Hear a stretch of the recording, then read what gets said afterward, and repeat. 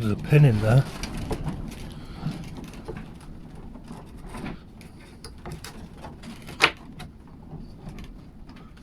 Oh.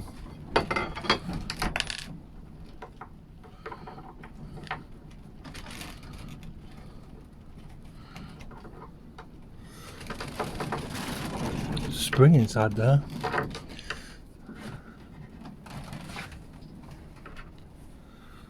How the hell did they get that in there? There's a dowel.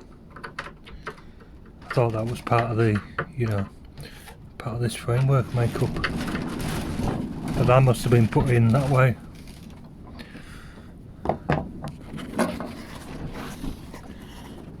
I can't see any crack. So I can't see any cracks on this end where they've glued this on, maybe.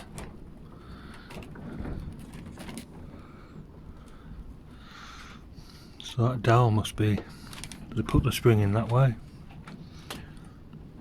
Oh, cup of tea time, I think.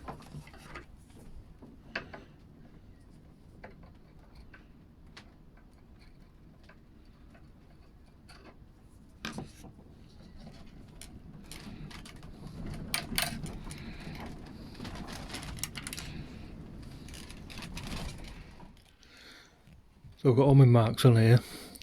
This is for where these are going to go. I've got a top line. That's where this is going to go. That's going to go about there. Right, this is 25mm. I don't have a 25mm router cutter, so I made a little template again. That fits nicely in there. I use the flush trim cutter on that. This isn't a bad bit. I'll be able to do that with that. This is quite a good bit as well. That'll do these pockets. There's another one up there. For these pockets, I could make like a little insert inside there. But my smallest... Where's my router gone? It's down there in the muck. But my smallest template guide is 16mm. It won't leave a lot, so I'd have to use a flush trim cutter. And I think the smallest I've got is too wide. That's the one I use for hinges. That's too wide as well. So I think when I come to do this, I'm just going to have to set up my fence, I think, and just put some lines on and work to those. Right, I'm just going to put this cutter in to do these little ones. These ones, they don't have to go very deep, so I can't have a deep cutter, but I think that'll do for them. I lost the little nut years ago, so I made this spring out of a bit of copper wire, and it works well.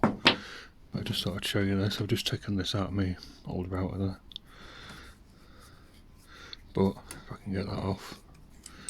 So it's quite a long shank, and you see how much was in the machine. Anyway, I'll stick this one in that machine using that. See that little spring? Just holds the bearing down. Holds it enough, that's all it needs. Right, I'm going to put this 15mm in because I've got 9mm MDF on the end here. These ones are quite close to the bottom, but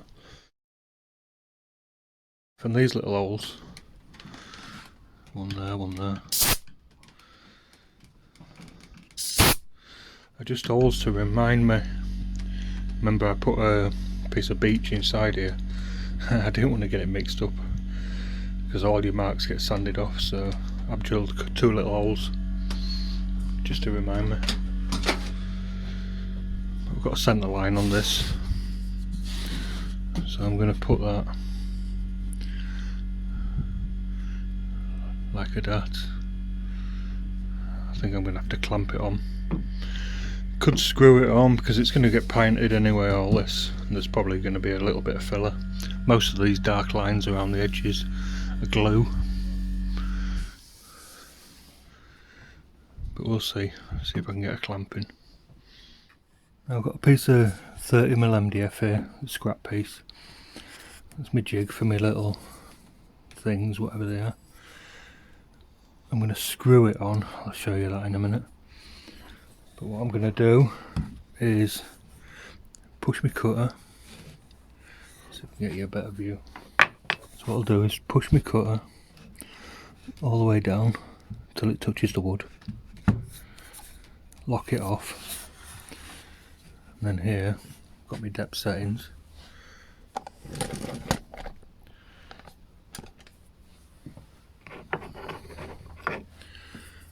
I'll turn that around, put it on that one I think.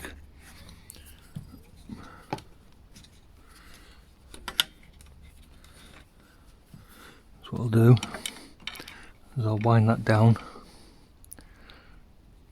until I've got that much depth there, lock it off at that, get out. So when that plunges down now, it'll only go down that deep. That's the plan. I'll go around this template in a clockwise manner, like you always do.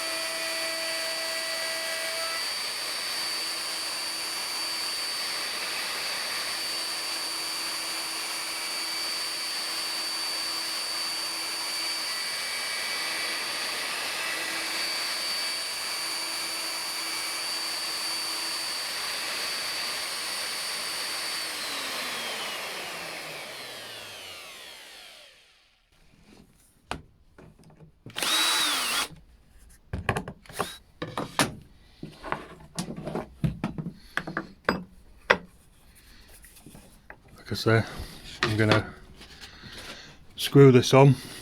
I can't really get a clamp on. I sat the router on. I should have made this a bit bigger, but it doesn't matter. That's gonna go on about there,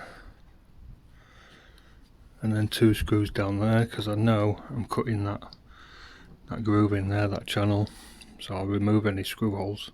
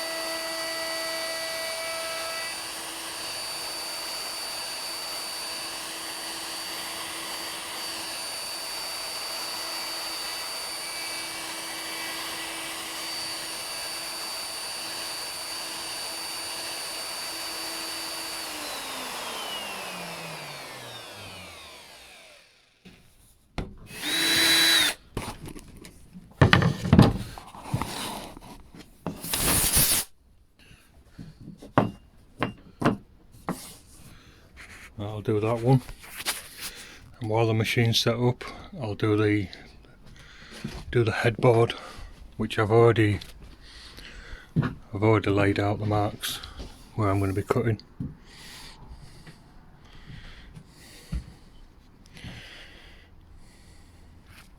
You see, this is the base, that's glued and screwed on.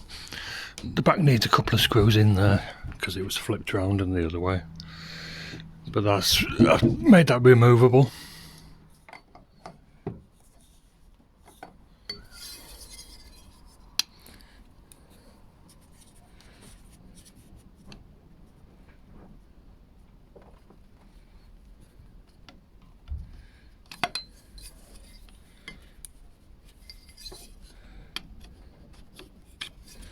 I'm going to wind this down just a fraction, because I want these rails to be proud, very fractionally proud of the headboard and the bottom board. I don't want the rails rubbing on the wood. I don't know if it'll make any difference, but I don't want to set them too deep.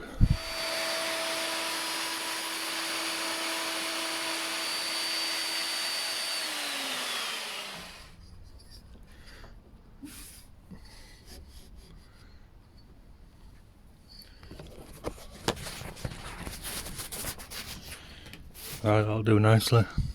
I didn't stop properly, so it's a bit dodgy at the top there, but I'll make sure I do it right on them. But that's perfect. Like I say, it's very fractionally proud. Cool, do those. I can run up there to do that one, but that one I want to be going that way, so I'm going to have to plunge and go down. So we'll see how that goes.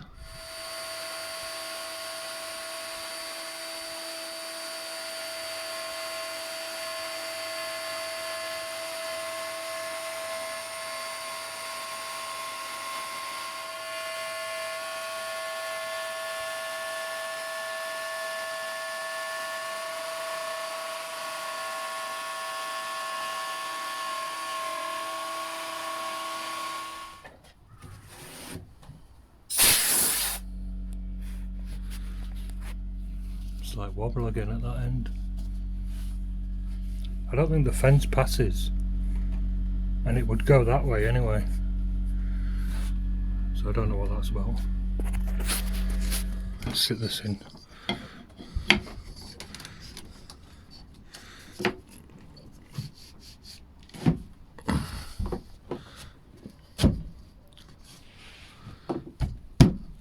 Ow. Hammer.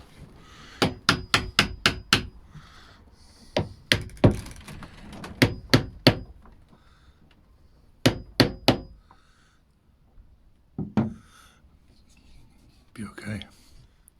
Right, so I've set it up for this one. The way the cutter cuts, it's pulling the machine that way, sort of. It's not so bad when you know, when you're just doing a channel, because it's cutting on both sides. But you should really have your fence on the right, then the machine's cutting in there, and because it's cutting that way, you want to be cutting up like that, just like you would if you were doing a rebate. And these dark lines on here are glue. They look like gaps, but they're not, it's just glue. It's good along there. And these cutters, they're old cutters that I've had for a while. I don't think they're very good at plunge cutting. You've got to sort of almost sort of cut in that sort of angle. So what I might end up having to do is cut in like that. I'll leave it a few mils short of this, and then they do just do like a final plunge when there's just a little bit to cut out. But cutting the whole circle ends up burning the cutters.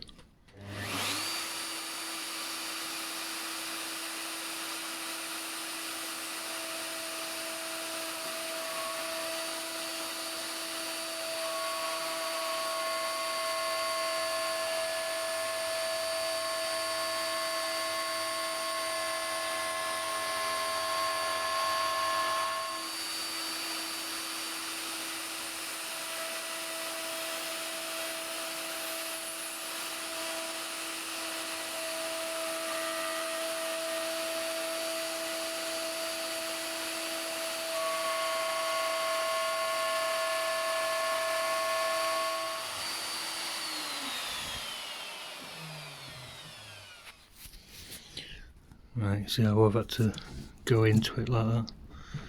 It's like wobble at this end, even though I'm holding my fence.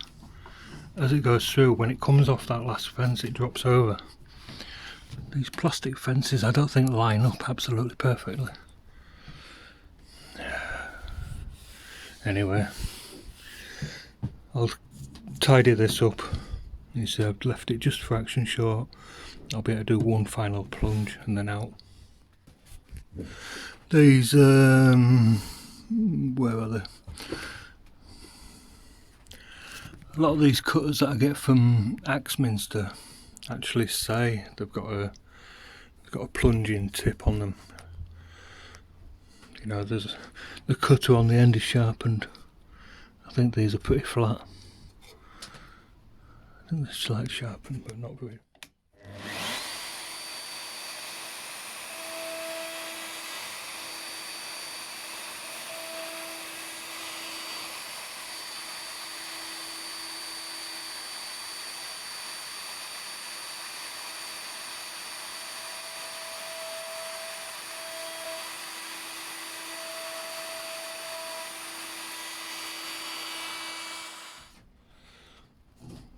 That one's better. Right, now I've got to work out how I'm going to do all these things. I know the beds hook into these. You see those slots? See, those slots are bigger than the slots in the metal here. So, I'm going to have to try and copy these holes as closely as I can. My cut is fractionally wider, but I don't think that'll matter. It's the distance, because there's hooks on the bed, on the metal base of the bed.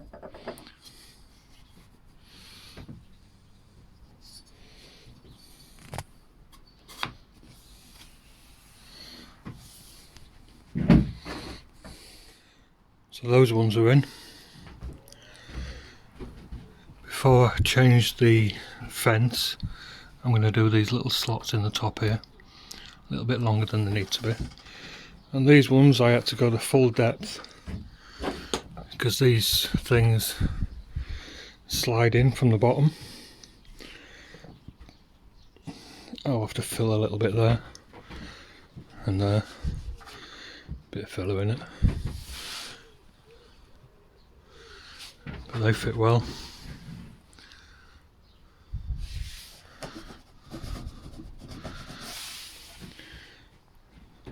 Then I can think about cutting these in.